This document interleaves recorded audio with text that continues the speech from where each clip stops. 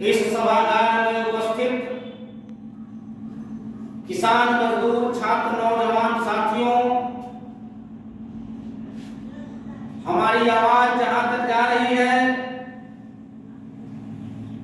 तमाम किसान, मजदूर, छात्र, नौजवान, माताओं, बहनों, आप सभी को आज के दिन ऑल इंडिया किसान खेत मजदूर संगठन की ओर से आप सबों का हार्दिक अभिनंदन करते हैं।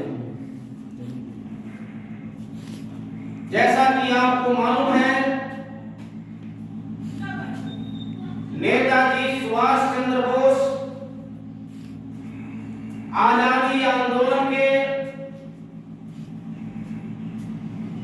गैर समझौतावादी धारा के महानायक के रूप में जाने जाते हैं। इनका जन्म 23 जनवरी 1894 ईस्वी को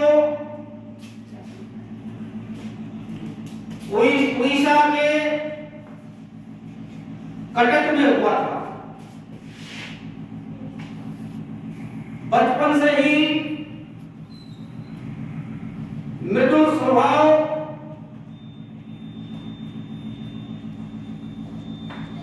के थे और आजादी आंदोलन की गूंज नेताजी के कानों में पहुंच। छात्र जीवन में ही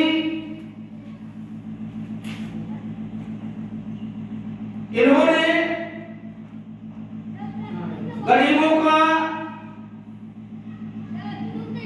बाढ़ पीड़ितों का सहायता करने के लिए अपने गार्जियन से छुपकर भी निकल जाया करते थे।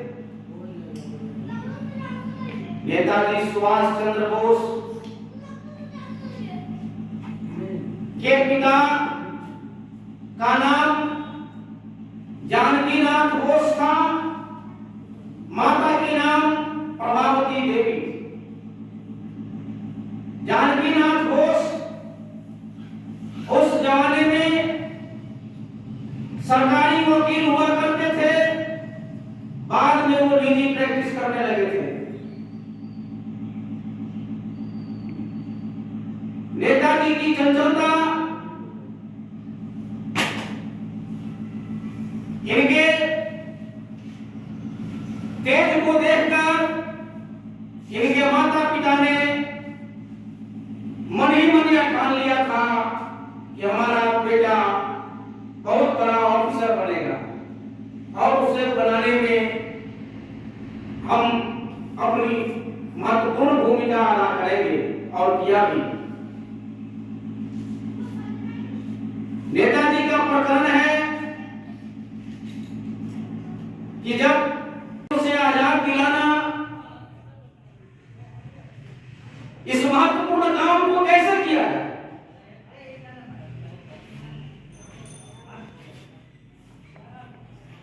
और इस तरह से नेताजी सुभाष चंद्र बोस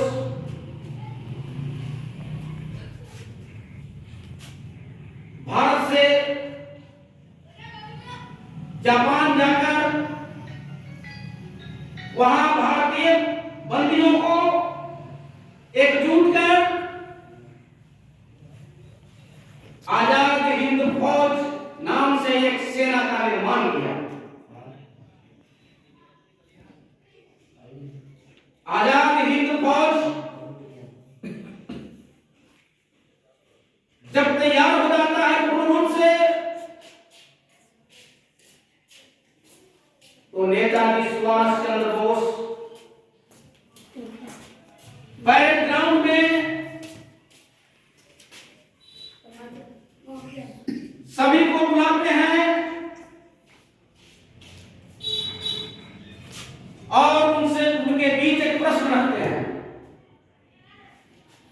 कि आप लोग आजाद हिंद फौज के सैनिक हैं, अंग्रेजों से लड़ाई हमें लेनी है, जापान की सरकार हमें हर तरह से हर संभव मदद करने का वादा किया है और हम लड़ाई पे जाएंगे। लेकिन आप सब यह कान खोलकर सुन लें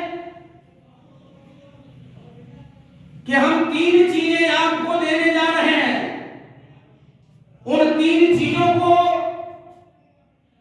जो साथी लेना चाहें वे लाइन में रहेंगे, जो ना लेना चाहें वे कृपया उनसे आग्रह है कि लाइन से बाहर हो जाएंगे। वो 3 चीज क्या था? वो 3 चीज था भूख, प्यास, मौत। भूख, प्यास और मौत के अलावे हम आपको कुछ दे नहीं सकते। नेताजी सुभाष चंद्र बोस ने साफ साफ कहा। साथियों, आपको जानकर हैरत होगी, उस फौज का एक भी सिपाही टस से मस नहीं हुआ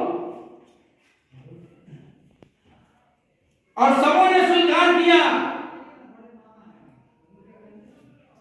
कि भारत की आजादी के लिए हमें सब कुछ मंजूर है। और तब आप जानते हैं कि अंग्रेजों के खिलाफ बिगुल बजाते हुए अंग्रेजों को पीछे धकेलने में सुभाष चंद्र बोस कामयाब हो गए, परंतु विश्व के अन्य देशों का दबाव जापान सरकार पर होती है और जापान सरकार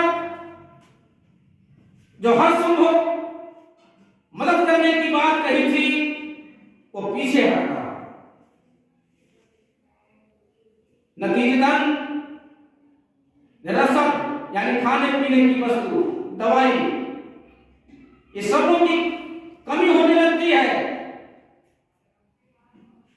वैसी परिस्थिति में नेताजी सुभाष चंद्र बोस निर्णय लेते हैं कि अब हमें पीछे हटना होगा।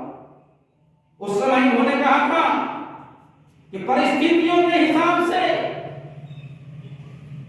आप में जीतने की काबिलियत है, लेकिन परिस्थिति अगर काम साथ नहीं दे रहा हो तो 2 कदम पीछे हटना ही पड़ेगा। हटने की आवश्यकता है, इसलिए हम पीछे हट रहे हैं। और इस तरह से नेताजी सुभाष चंद्र बोस सर्वमान्य नेता के रूप में उभरते हैं